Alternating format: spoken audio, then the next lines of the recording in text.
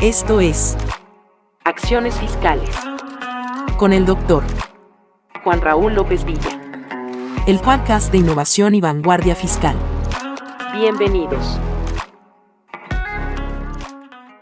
El día de hoy vamos a hablar de un tema verdaderamente importante, trascendental y a veces un tanto cuanto subestimado. Sí, en primera instancia tiene un vínculo directo con el aspecto doctrinal, pero cuando lo veamos a más profundidad vemos que tiene mucho sentido común y mucha lógica. Me refiero al principio de taxatividad.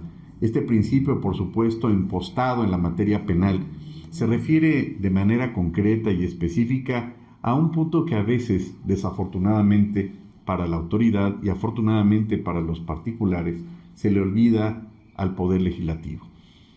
El principio de taxatividad significa, en pocas palabras, esta necesidad de que el tipo penal que se regule en un ordenamiento jurídico deba ser lo más claro, específico y descriptivo posible, de tal suerte, como lo ha establecido la Suprema Corte de Justicia, que no es necesario que el lector, el ciudadano de a pie común y corriente, tenga que ser doctor en Derecho, penalista o incluso licenciado en Derecho.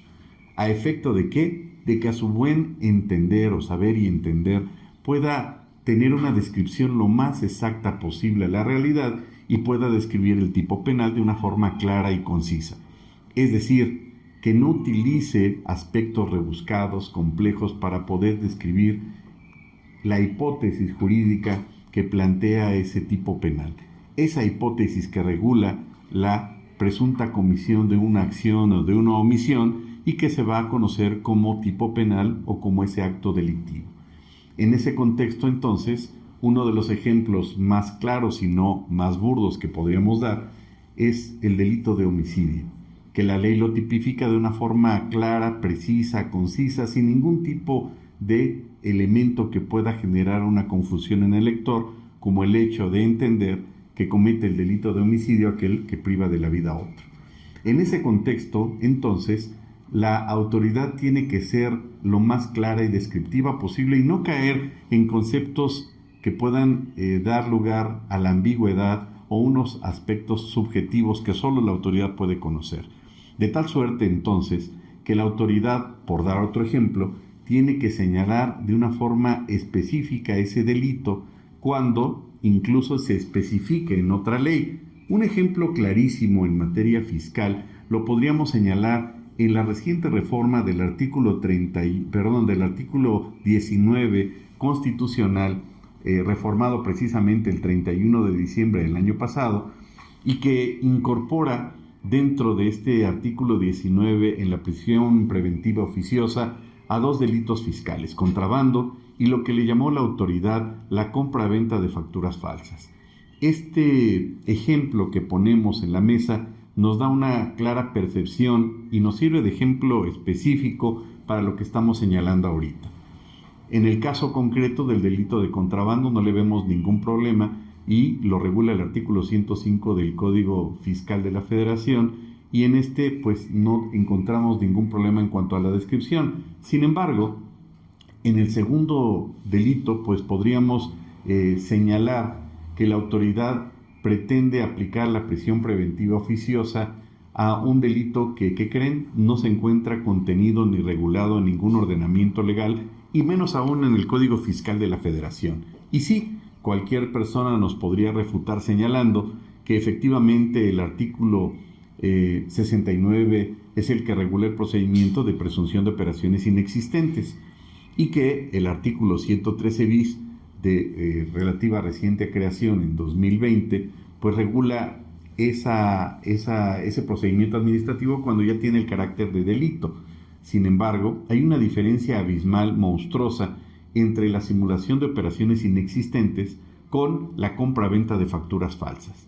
Dicho en términos más coloquiales, la compra-venta de facturas falsas de las cuales muchos contribuyentes pues tenían esa mala práctica y que la utilizaban más que el fútbol, pues podríamos decir entonces que el delito como tal debería llamarse simulación de operaciones inexistentes. ¿Por qué?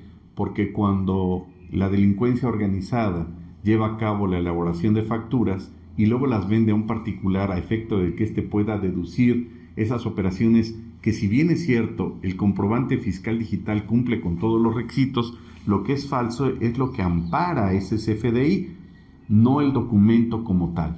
De tal suerte entonces que a partir de la implementación de los comprobantes fiscales digitales ya no podríamos hablar de facturas falsas, porque los CFDIs que equivalen a las facturas ya no son falsos, son autorizados por parte del SAT cuando el contribuyente se da de alta y le da los elementos o la clave key y la clave SER para que éste pueda en su momento pues obtener los comprobantes fiscales digitales. En tal suerte, la compraventa de facturas falsas ya no existe a partir de 2014 en adelante. En ese tenor entonces advertimos un vicio verdaderamente importante, trascendental en ese ejemplo que ponemos, en el cual la autoridad no cumplió debidamente y a exactitud o no le quedó muy claro el principio de taxatividad. De tal suerte entonces que ese delito descrito, señalado en el artículo 19 constitucional para la aplicación en delitos fiscales de la prisión preventiva oficiosa, en el caso que comentamos, no existe. Y podríamos entonces señalar sin ningún lugar a dudas que el delito de compraventa de facturas falsas evidentemente, claramente y contundentemente no cumple con este principio de taxatividad. A guisa de ejemplo, sería uno de los tantos puntos que podríamos señalar a efecto de poder aterrizar y entender de mejor manera este principio de taxatividad que, si lo vemos bajo esta óptica, tiene toda la claridad y todo el sentido del mundo, y que no es necesario, insisto, que uno sea experto en derecho para entender que efectivamente se está regulando una conducta que se equipara a un delito en los términos que acabamos de señalar. Muchas gracias. Esto fue Acciones Fiscales. Síguenos en nuestras redes sociales. Hasta la próxima.